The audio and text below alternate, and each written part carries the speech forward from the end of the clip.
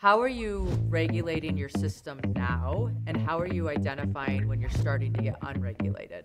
One of the things obviously regulating is having the job and showing up for that. I mean, TV, they stir it all up for us, which makes it even worse. They stirred it around. They made me the villain. They made me the bad guy. Hi friends, today I have Kelly Chase with us. So welcome, Kelly. Hi, thanks for having me. I'm so excited. Thank you for being here.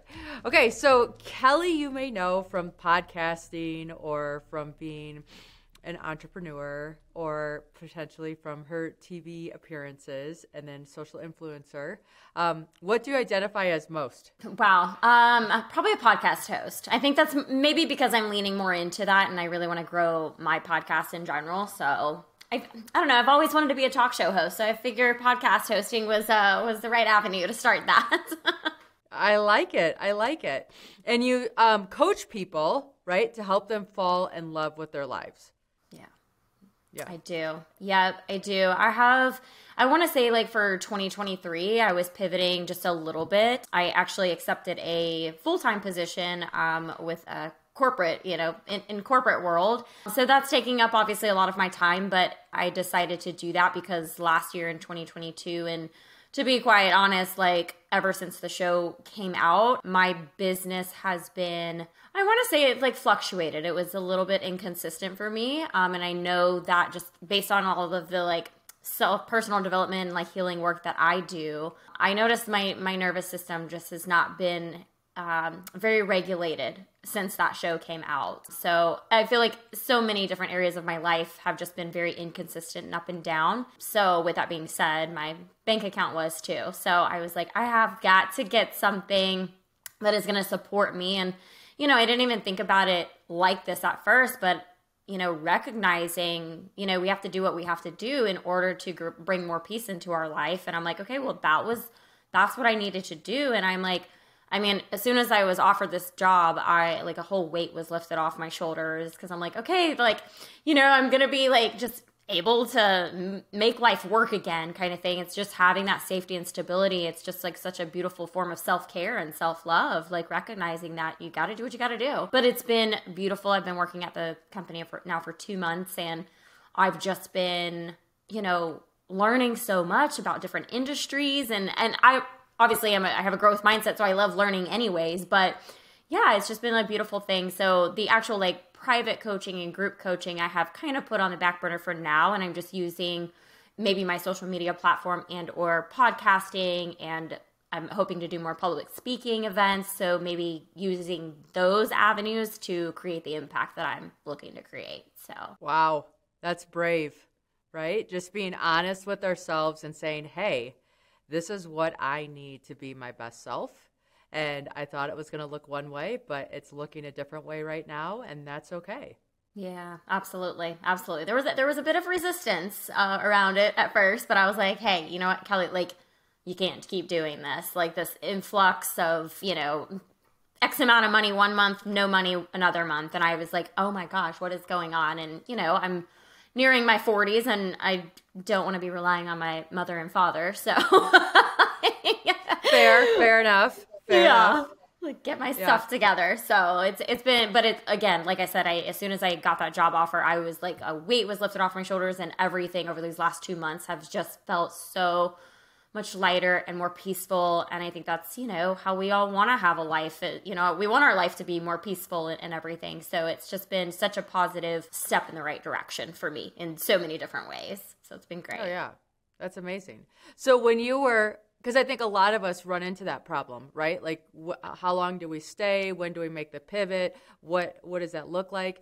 What was that decision-making process, or how long were you going through that back and forth? What should this look like? Yeah, I would say probably the last 6 months of 2022. I would have I'd have a one-on-one client that was able to, I charge what I'm worth. So of course, it was able to sustain myself, but then it was so inconsistent. It wasn't that happening every month. So it was just wreaking havoc on my nervous system, like I said. And I'm okay, I don't know when the next income, where it's coming from. And I just didn't like having that. I have, other personal issues at hand that I'm could be stressed about. And I'm like, I don't need to add another thing to my plate to be stressed about. And so, but yeah, so when Love is Blind actually aired, I was working a corporate position, and I stayed with that company for a little over a year after our show aired. And I was so burnt out. I mean, that whole 12 months after the show aired, because I was working corporate. Now I have this whole like identity of like an influencer. So now brands are reaching out for me to create content, and that's not easy to do. It's a lot of time and hard work that goes into that, and, you know, creating ideas and brainstorming, you know, how to make this look really good for a brand. I don't think I did a great job with that on some things, because I was like, I don't care. I'm so tired. I just need to get it done. But, you know, I was doing that and still trying to have like a work-life balance, but I felt like, and running my coaching business at the time too. So it felt like I was working 3 to 4 full-time jobs and then trying to like have a life too. And I mean, I just remember in 2020, I mean, granted the world shut down, so I'm glad that I was able to work from my house and not have to go into an office, because that would have, I mean, yeah, something. But a year later, like I said, the burnout caught up to me, and I had 2, what I would assume would be panic or anxiety attacks, because I had never had them before. But never went to the doctor to determine that, to confirm that. But I know that's something of what was going on. But yeah, Valentine's weekend, 2021, I woke up 6 a.m. both Saturday and Sunday morning, just like heart racing, mind racing, shallow breathing, all of it. And I was like, what is happening? And you know, I had conversations with my parents, you know, prior to, and I was like, I just can't keep doing this. Like, I need to quit my full-time job. It's not paying me enough for me to stay, and like, I would rather do my business or the influencer stuff, you know, that kind of thing. I'm making more money doing those things and working less in a sense. But the full-time job was just taking up so much of my time. But I wasn't making enough, I guess, to overcompensate. And so I just kept like kind of living in fear more or less than just letting it go. And yeah, like I said, it caught up to me. And as soon as that happened, my parents saw me like, you know, just being in freak out mode. They were like, you got to do what you got to do. So I think I went back to work maybe for like another 2 weeks, and I called my boss, my manager, and resigned in March of 2021. And so I, you know, was able to like, I took 2 weeks off from doing anything. And I think I cried a lot during that time. Like all these bottled up emotions that I just wasn't processing because I was constantly doing and on the go for a whole year after the show aired. It was just, I just allowed myself to sit with my thoughts and my feelings and my emotions and be proud of myself for choosing me. Yes, that's a huge thing. That's the thing I think all of us struggle with at times. We're pulled in a million different directions, and you want to show up so good for everybody that you put yourself on the back burner, and burnout happens, right? And for you to be able to say, hey, listen, what does this need to look like so that I feel regulated and strong and in my power, and being able to shift into that. Absolutely. Absolutely. Yeah. Yeah. And so it was beautiful. I mean, like, again, being able to just focus on, because I had launched the podcast at the end of, or beginning of 2021 too. So of course I'm like adding other things to my plate before I'm taking things off. But, you know, being able to just like hone in more so on things that were lighting me up. Like I said, the podcast as well as my coaching and stuff. So although I didn't feel very regulated, I think I was just suffering from just complete burnout, you know? I mean, 2 weeks wasn't enough to like get me back on track. But, you know, so for that whole year of 2021 to 2022, it was just very inconsistent of everything. I mean, I was trying to show up the best that I could, and I did, but looking back, I'm like, okay, if I could have like maybe let some things go or made some transitions with how I was doing things in my business then, and maybe got maybe approached the full-time like 9-to-5 world earlier or sooner, I would have, you know, saved myself a lot of like freak out moments last year. Like, my income's not coming in. I don't know how I'm going to pay my bills, you know? So it's just, I think we just have a lot of resistance because, you know, as you said, it's like we see our life going one way and we want it so bad, and then we get redirected and we're like, no, that's not the way it was supposed to go. And we just keep holding on to what was or what we wanted things to be, instead of just like surrendering and allowing ourselves to take a different route. That's going to create it's like path of least resistance. I just kept resisting and resisting. I was like, no, I'm holding out. And as I did, like a client would come in, I'd make the money and it would be fine. But it's like that not knowing. And again, it was probably the lack of business strategy that I had too, but just the lack of not knowing where your paycheck is coming from it's just terrible. And I've been in a place of like financial depression before and like years prior to, and it's not a fun place to be in. So it's like whatever you got to do to like make things happen, you got to do it. Yeah. 100%.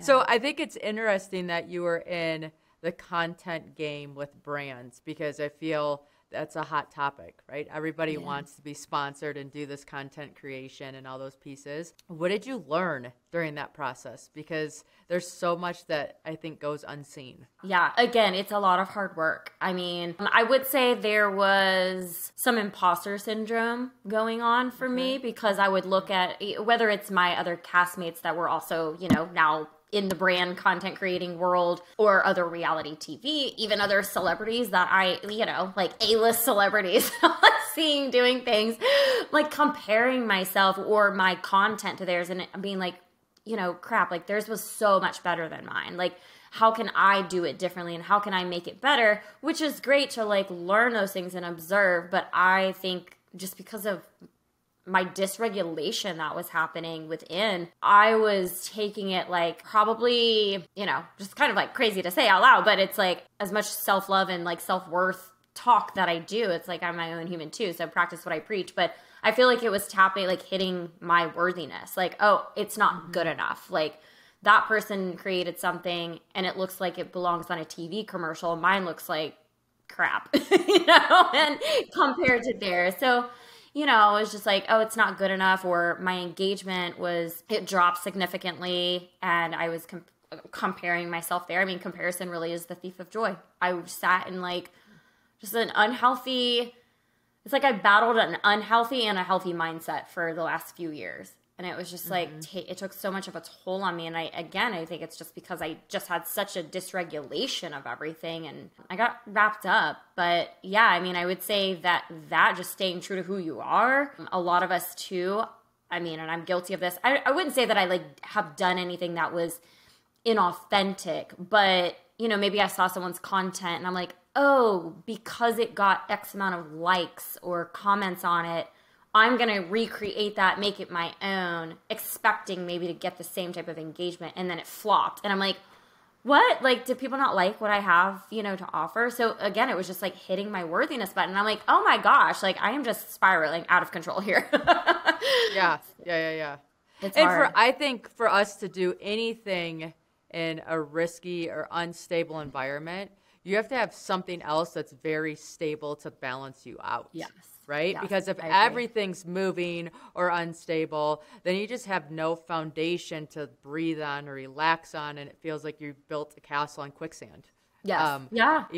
I'm into mountaineering, which is a pretty aggressive, dangerous sport. Yeah. My rest of my life is like strict, regimented, consistent, and I need it to be, because I know if I'm solid here, I can take risk there, but I can't manage the risk when it's in all these different categories at the same time. Absolutely. Like my body just doesn't do it. So yeah, I love that. I like that you said, okay, here's what I need. I'm going to go get this. I'm going to still do pieces that I love, like the podcast and things like that, right? Which still allows that piece to show up and just allows you to operate from a solid center. And we all need a solid center to be our best selves. Mm-hmm. Absolutely. Yeah. Like I said, just these last 2 months, I mean, since I started this opportunity, it has just created so much more peace in my life. So when I'm showing up online, I don't feel like it's not coming from a place of lack or, like, oh, I need to show up online in order to like catch more followers so that they buy my coaching program. It wasn't like, and although that was like subconscious thoughts that were going on, like that was never a conscious thing that happened over the last couple of years. Like I obviously, authentically, I really want to help people, of course, but when we're so out of sorts, there is that subconscious and like deep rooted of like, yeah, well, you need money too. So it's like, well, you're actually doing this because you need money, not because you're trying to help people. And but I was trying to help people, and I'm like, okay, what I have is really good, and like I've done so much work, and I want to be able to help so many people. But I mean, I remember, there's probably like a little like guilt and shame umbrella that hangs over me for this. But in 2021, I think I had worked with a client, and I was just so out of sorts. That's when I had my anxiety attacks. Like I was not able to show up for her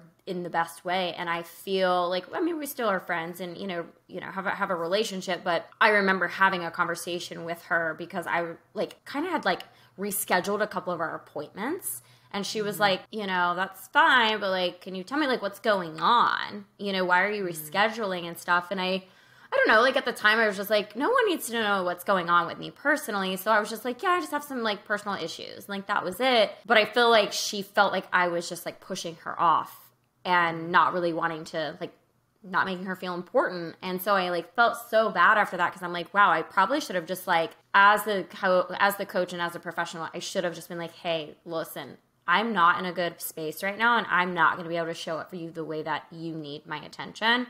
Let's end these services right now. I will give you money back, or we can like save it and we can reconvene in 6 months or whatever. But like, I think, it was everything that I was doing back then. It was just like I was grasping and trying to like hold on to everything, and while everything inside was spiraling. So, but yeah, these last 2 months, I'm like, oh my God, I feel like so free. I can just post whatever on Instagram or TikTok or whatever. And I don't feel like I have to because have a consistent paycheck now.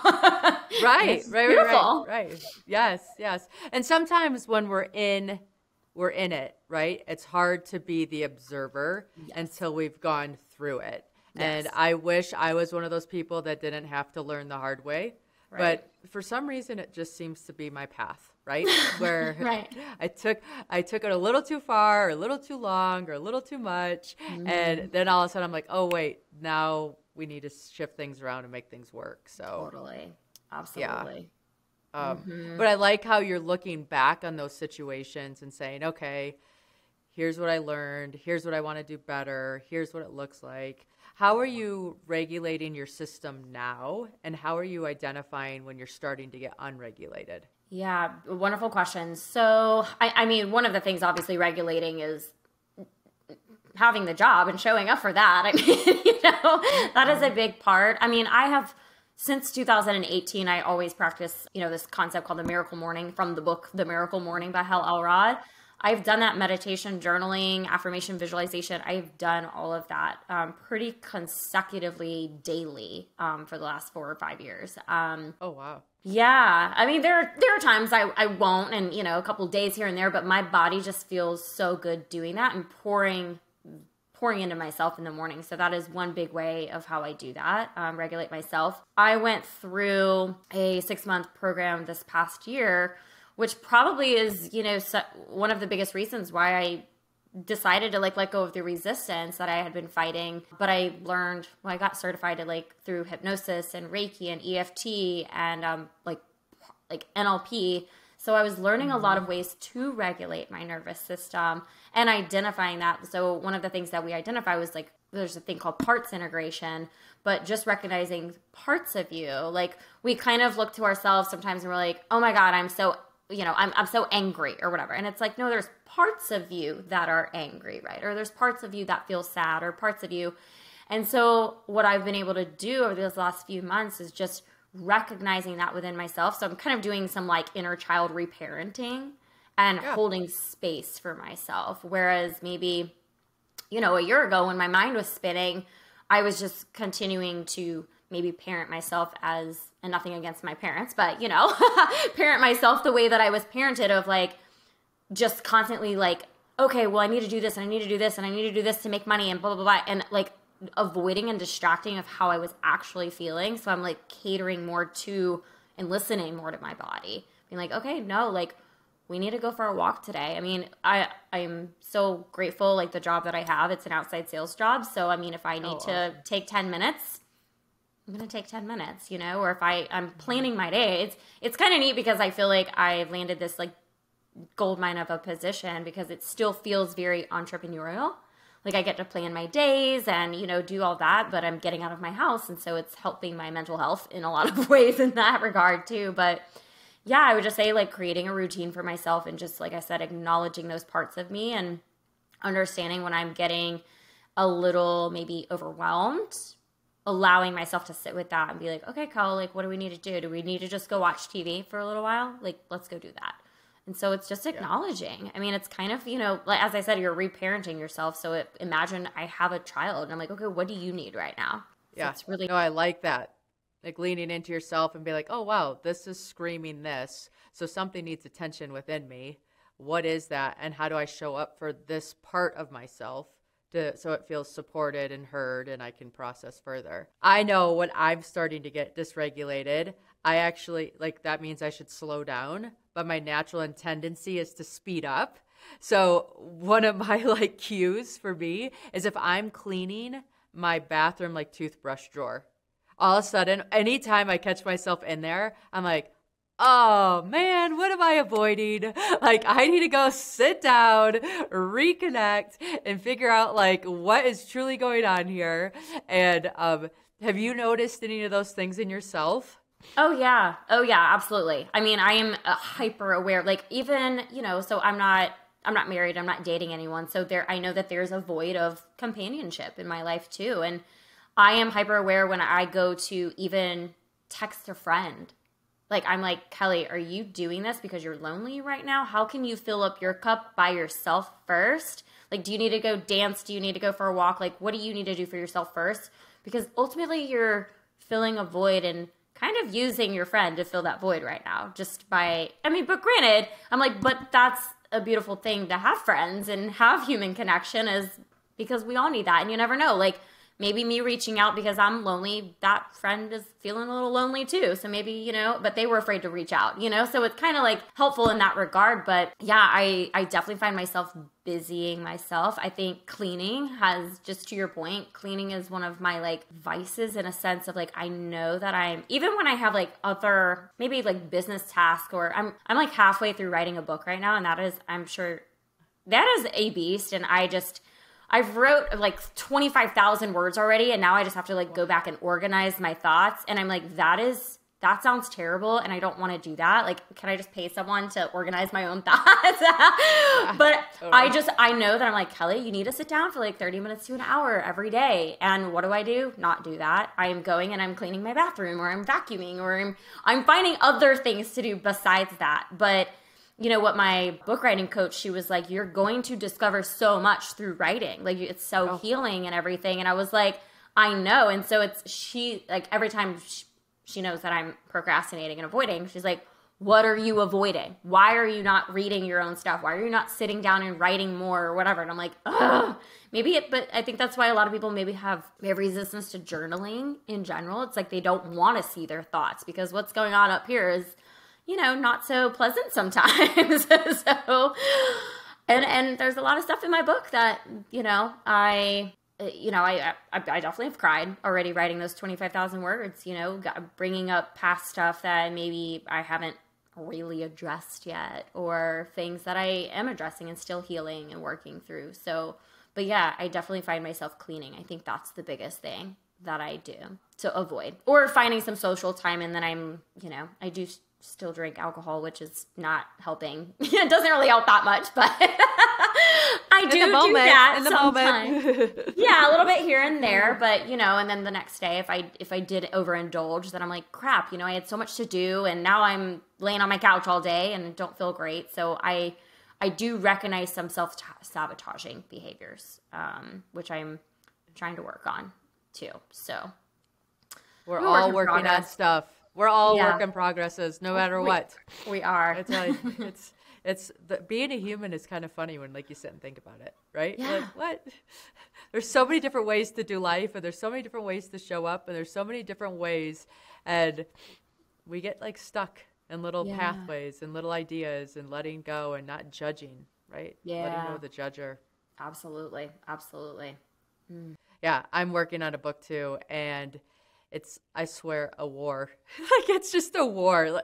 And I love it, and I hate it, and it's awesome, and it's horrible. And then you're in different moods, so then you write in a different tone, right? Like, so like when I go back and I'm reading things, I'm like, oh wow, I must have been hyper here. angry here. It's just so funny. So when you're like combing through it to try to even just get all the tone the same, I'm like, how many persons do I have in this body that's helping me write this book? I mean, this is insanity.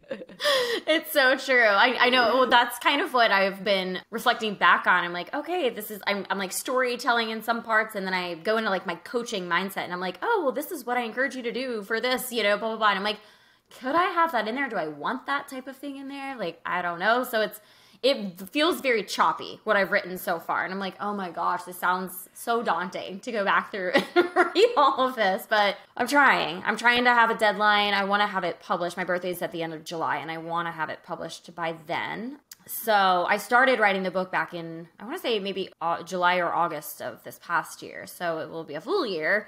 I know that my publisher, was trying to encourage me to get it done a lot sooner. But again, I'm just avoiding. So yeah. Well, it's nice that you have a publisher, right? I mean, finding a publisher is a big battle. Yeah. Oh yeah. For a lot of writers, right? A lot of people end up self-publishing or doing different avenues just because the publishing world is not the easiest entry. Right. Yeah. Yeah. I'm very grateful for that. So, that's good. No, that's fantastic. Okay. So the Love is Blind. Do you regret doing that show? Are you grateful you did that show? Looking back on it, where do you land now? Yeah, no, I've always been grateful for doing it. I was in, like, 2018 was when we filmed it, or the end of 2018 was when we filmed Love is Blind, and earlier that year was when I started my whole, like, personal development journey and just tuning into me. And I remember, like, the first day of set, they gave us notebooks, and I wrote on the front page, every opportunity creates another opportunity. Because I was like, okay, Kelly, just, you know, be open-minded, give this a chance. I mean, everyone always was like, Kelly, you're so picky. And now they probably think I'm picky too, but I'm like, no, I just have higher standards now. I used to be picky. Now I just know my worth. But, you know, production asked me, like, the last day of filming, you know, would I ever do this, you know, something like this again? And I was like, yeah, if there wasn't a wedding at the end, because I think that was just very emotionally taxing. I mean, the whole process was, but just that day of filming in particular, I mean, you long for a day that you're going to walk down an aisle in your wedding dress to marry the man of your dreams.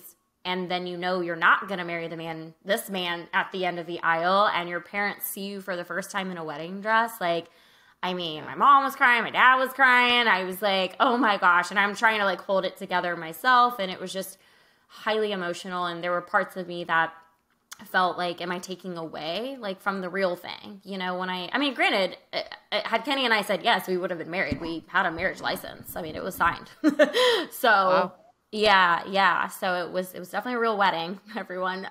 But yeah, it wasn't it, you know, and but I don't regret anything. I, of course, wish that I was a little bit more evolved in my self-love journey so that I could have maybe recognized some red flags here and there, along the way, because yes, as everyone saw on TV, I was the one who said I don't at the altar. But Kenny and I had agreed that we both were going to say no at the altar. And if you guys go back and watch the show, they did not show him saying his vows. Like, they did not show him saying it. So, because he said no. He said no. They just decided to, like... They stirred all up for us, which makes it even around. worse. They made me the villain. They made me the bad guy. But we did have conversations and, you know, in place kind of earlier on that we were going to date each other, though. We obviously did have a connection and we wanted to date. And it was like the last day of filming, he met me for like 10 minutes outside of my car and was like, yeah, I don't think that, you know, this is it for us. Like, I need to get back to regular life. And he was aware of himself, like what he needed to do and everything. But, you know, I feel like I was able to compartmentalize, you know, my feelings for him and then my thoughts and opinions about the show and the production and everything, and he wasn't. I mean, that's clearly what he said was, you know, I'm really done with this whole experience, and unfortunately you are a part of this experience. I was like, okay. So I was heartbroken for a while, but like I said, I wish that I was just a little bit more evolved, because there were, like, looking back, you know, even 3 months after, I was like, oh, you know what? I felt him kind of pull away during this part, and I feel he, like, didn't say this when he was normally saying this. And, you know, so there were things that I recognize. And I'm sure my gut, flared up for me. But I would just continue to avoid it and be like, okay, everything's fine. Well, it's just easier. Like, it's easier when everything's fine, right? Doing the hard thing is saying, oh, guess what? This isn't fine, right? Doing the hard thing is going against what's easy, and that takes effort, right? That takes energy, that takes awareness, that takes like action. And action's like, you can be aware, you can be in it and just not want to do anything about it because the unknown is just, it's there. Yeah, absolutely. But no, I'm so grateful that I, said yes to doing that opportunity. And I mean, it's opened me up to so many other opportunities. I mean, I don't know how you found me, but I'm glad you did. I don't know if it was from the show or just, finding me on Instagram. But, it really has plugged me in with a lot of people that I never would have thought I'd ever have conversations with in real life. It's just people I looked up to and, was inspired by on social media or, on TV and that kind of thing. And I'm like, I'm having conversations with like A-list celebrities. Like what? And, it does help you. It does also help you humble yourself and not put people on pedestals, of course, because we are all human and, we're all experiencing very similar things. So yeah, it's just been a really beautiful process, minus my whole comparisonitis that I went through, like my own mental stuff. But outside of that, like I said, just the opportunities have just been so profound for me, and it's neat. And I mean, even if it wasn't the different connection, high level, high profile connections that I've made, just having people on the internet send me a message saying, I'm so inspiring, I'm changing their life, that is what makes it all most worth it, for putting my life on the line on a TV show, and like being out there for the world to see that. So I'm grateful that I have a platform that, I have that ability and to spread awareness and kindness and, inspire other people to chase life with Kelly. So, yeah, for sure. Yeah. I mean, we're all chasing life at some level, right? So, absolutely. And when we share our stories, probably even the painful stories more so than the good stories, that's where we connect. Yeah, that's where absolutely.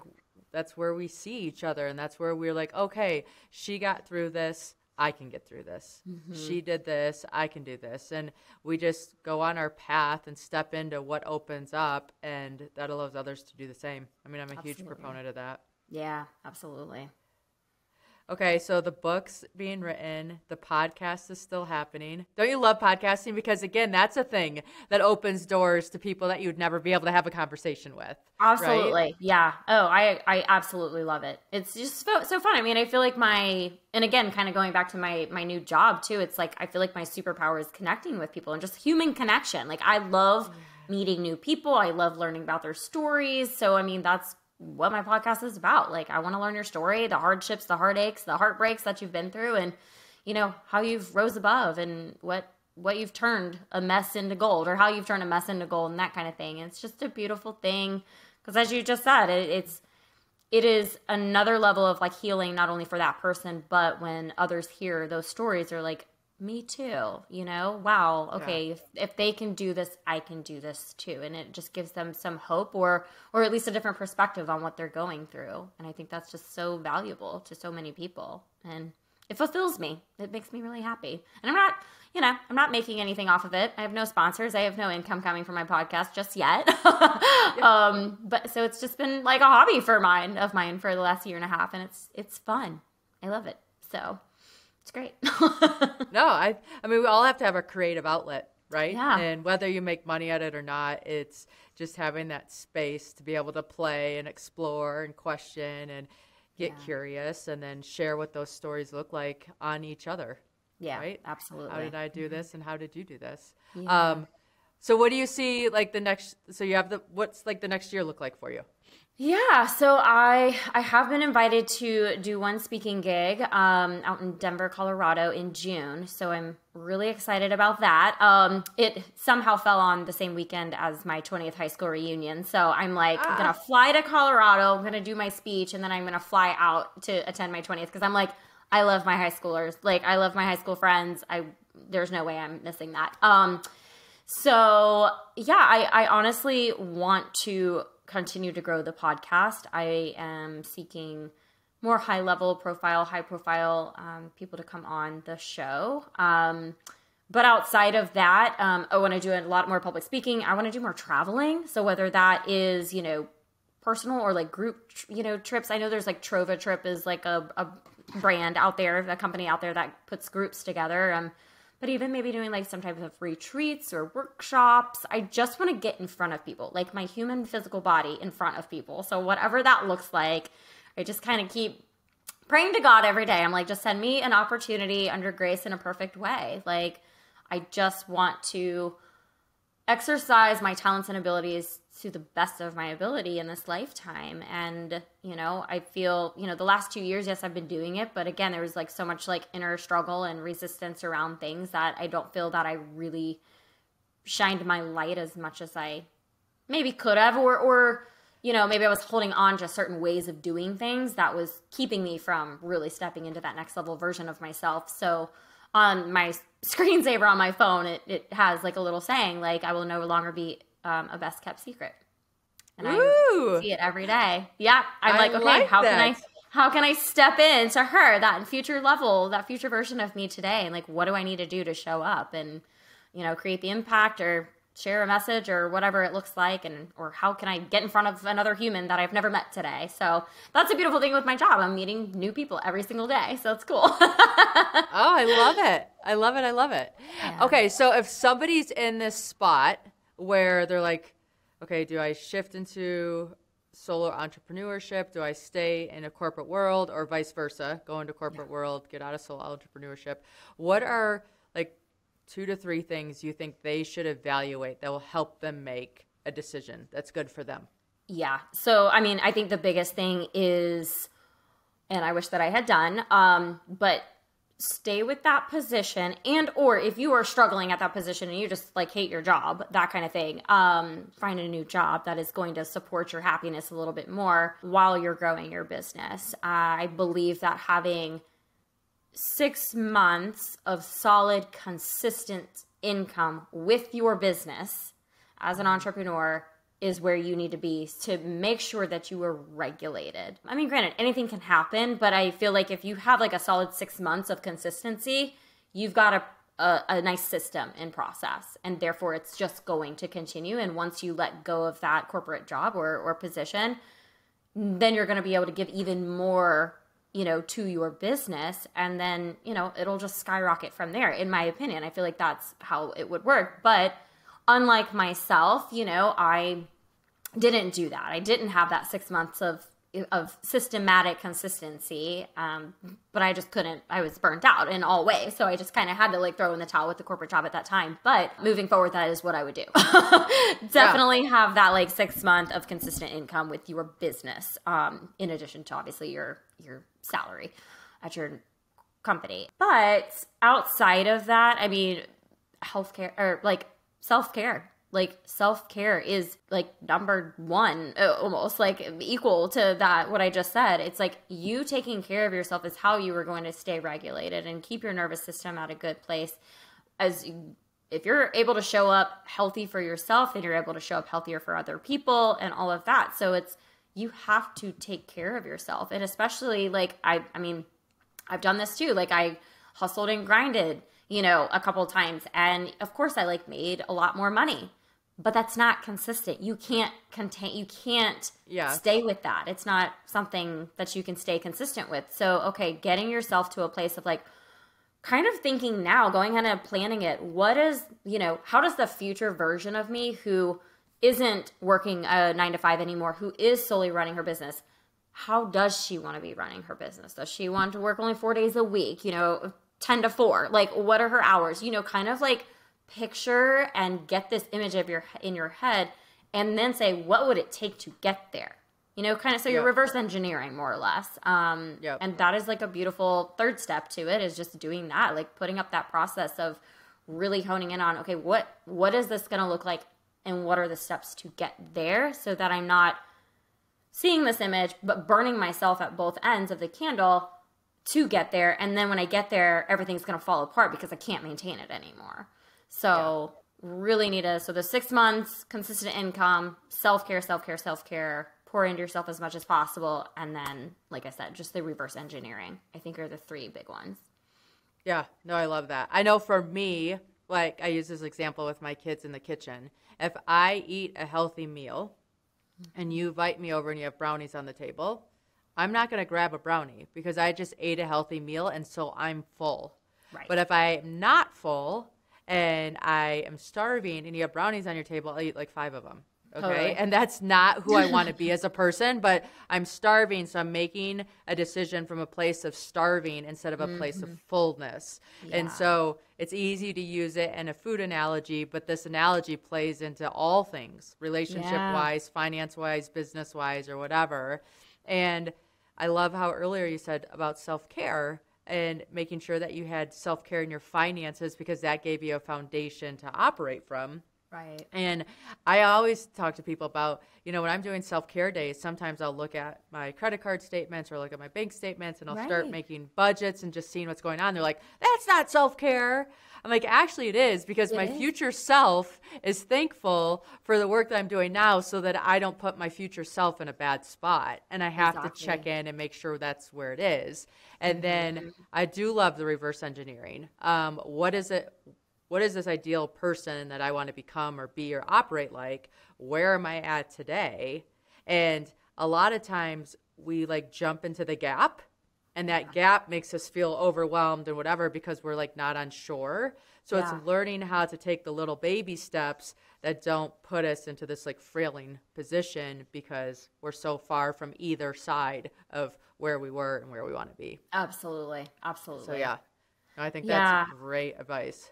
Absolutely. And yeah, just kind of back to your point, like the self-care being all things. I mean, I went through, I got certified as a health coach back in 2013, and that was like our circle of life was the chart that we used, I guess. It's a little pie chart, but it had like different areas of our life. And it was really interesting to see, they made us like do this little exercise of like put a dot where you find where you fall on this chart. The closer to the outside of the circle, the more balanced you are. The closer to the inside, the less balanced you are in these areas.